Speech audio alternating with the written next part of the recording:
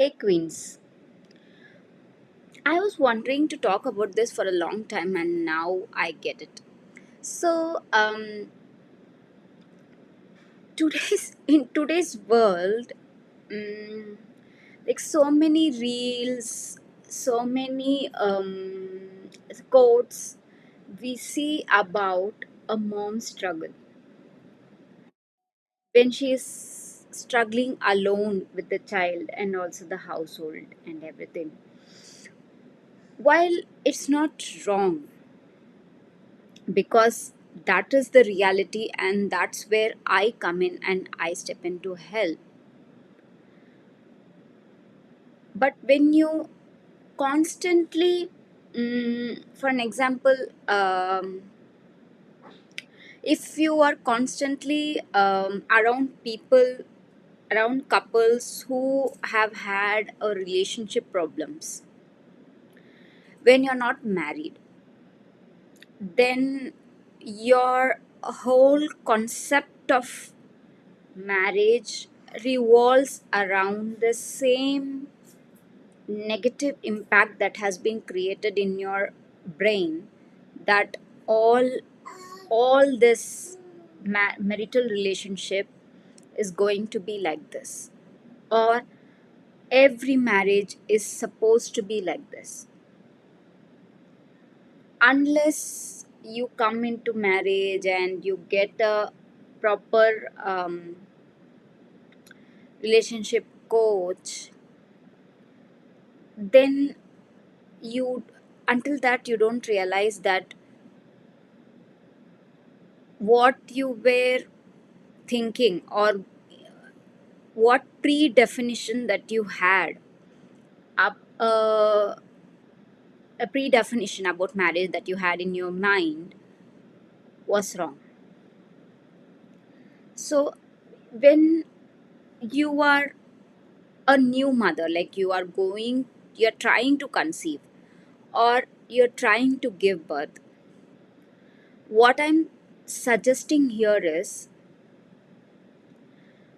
don't go into the concepts and the struggles that the Instagram reels or the other content platforms are giving you or showing you, because that would create a negative impact on your mind, which in turn will make your mind depressed, feeling that this is how motherhood is going to be.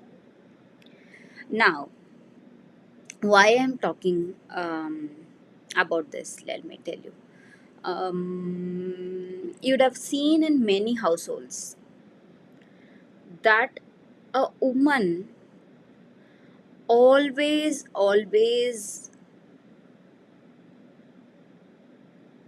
make adjustments. Like in some cases, when there is, like, everyone is eating, and if the mother likes that dish, still she actually serves it to others before having it, even if she loves the dish that much. She will sacrifice it for others instead of giving it to yourself. Brain Your brain understands rewards and punishments. That's how it remembers or associates a situation or memory to it. Like, if something has given you the pleasure, it will be in your mind as a memory constantly for whole lifetime. If something has given you intense pain, then also it structures as a memory and it stays in your mind. So, mind tries to associate a memory with pleasure or pain. So, until this shows up eventually in your body, when you have the needs, like your needs put at the last. Like your priorities about yourself is in the is the last item in your whole checklist. Okay. So when a brain associates a memory with pleasure and pain, it recognizes the rewards as well. Meaning, if somebody gifted you a very precious item that you have had not seen it before in your life, like, or you wanted it so much, then someone had gifted you that, then the first thing the brain will remember seeing something as the same, like someone has gifted you some pink sari, okay, for an example, which you always loved and always liked. Sorry about the background noise, it's my son.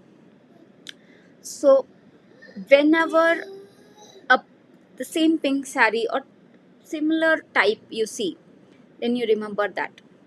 Not even that, the major example is the mm, wedding dress.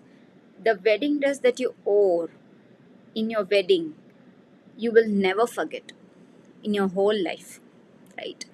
So some things like this is sticks to your brain as a lifetime memory because it is conditioned to remember the pleasure and pain associating it with that one. So now, when you are doing something for others and you are not rewarding yourself for the sacrifice or for the works that your body is doing for them, then the brain registers it, okay, and it knows that it kind of associates that with pain, and slowly that pain will emerge into the body, and various uh, health problems shows up, like kidney problems show up because of uncertainty in your life. If you ask someone directly, they themselves would not know or would not believe why you're saying this, but then actually that is the root cause of all the issue, and slowly if they think about it, they will remember and know about it.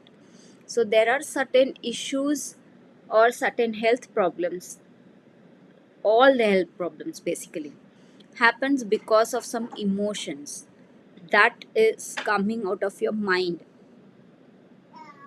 as a result of something that the mind is deprived of, like no sleep, then something happens to your brain. No, so like whenever you experience a deprivation for love, for sleep, for whatever it is, then it actually shows up in your health in some way or the other. So, to all the mothers out there, don't try to deprive yourself of something that is a basic human need, like love, like sleep, like food, so rest.